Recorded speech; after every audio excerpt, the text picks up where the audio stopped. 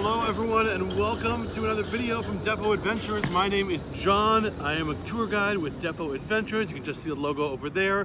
And I'm just showing you a little bit of one of my favorite parts of the city. Is a 96 tram drops off people to come and visit Luna Park, which is just over there. Luna Park is one of the great things to see here in Melbourne. As a roller coaster enthusiast myself, I love this place. It's got this iconic face in front of it. You'll see Luna Park in Sydney as well as Melbourne, but come to the one in Melbourne. Melbourne's a good one over here. One of the best things about this place is that this roller coaster over here has been operating continuously since 1912. The park is closed today. It's winter time right now, and most of the time during the winter, the park is closed during the weekdays.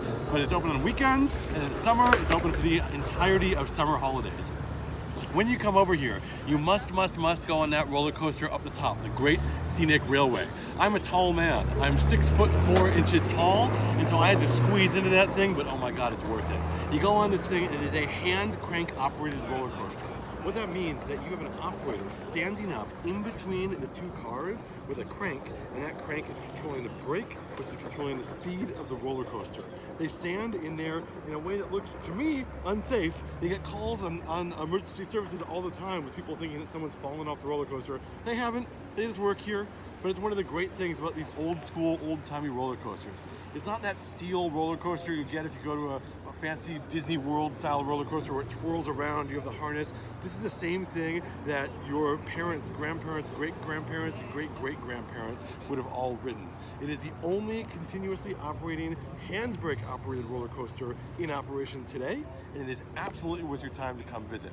Now, to get there, you go through the mouth over there, and then you choose how many rides you want to go on. You just pay as you go. So if you want to go on a lot of rides, you're going to pay more money. It will have a list of what rides you can go on and how many points it costs to go on there. And then you can choose how many points you want to buy or just buy an all-day pass. If you just want to come and look at the beautiful heritage-graded ride, the carousel in the middle, you can absolutely do that as well. They've got a super cheap ticket for just $1 or $2, which just lets you walk around the park and get the atmosphere of it. There's even an old tram inside you can sit down and have a drink on, which is lovely on a hot summer's day. So that is Luna Park. It is one of the top sites to come check out here in St. Kilda. To get to St. Kilda, that's why I started my video pointed over this way. That is our tram stop.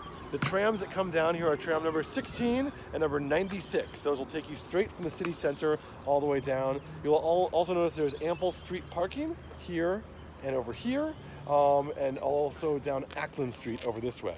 I'll be coming at you with another video from Ackland Street very shortly. But in the meantime, I give tours professionally. I'm John, I work with Depot Adventures, and if you're coming down this way, we would love to have you on one of our walking tours, which departs daily. We have a free Melbourne walking tour, and if you want us to show you this area, book into one of our private tours, which will take you down to St. Kilda, and we'll be taking you to all of our favorite places down here.